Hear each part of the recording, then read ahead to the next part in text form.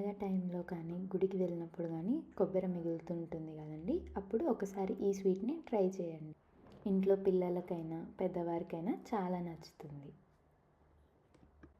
First కొబ్బరి ముక్కలను cut చేసుకొని మిక్సీ పట్టుకొని పక్కన పెట్టుకోవాలి. తర్వాత ప్యాన్లో నెయ్యి యాడ్ చేసుకొని మిక్సీ పట్టి పెట్టుకున్న కొబ్బరిను 3 కప్పులను వేసుకోవాలి. కొబ్బరిలోని పచ్చితనం అంతా పోయేలాగా బాగా కలుపుకోవాలి. తర్వాత సైడ్కి నువ్వులను డ్రై రోస్ట్ చేసి ఇందులోనే యాడ్ చేసుకోవాలి. ఇందులో ఒక చిన్న గ్లాస్ మైని పాలను కూడా యాడ్ చేసుకోవాలి. 3 కప్పుల కొబ్బరికి 1 కప్పు బెల్లం యాడ్ చేసుకోవాలి. మీకు స్వీట్ ఇష్టమైతే ఇంకా కొంచెం ఎక్స్ట్రా కూడా యాడ్ చేసుకోవచ్చు. బెల్లం వేసిన తర్వాత సిమ్లో ఒక 10 నిమిషాల పాటు కలుపుతూ ఉండాలి.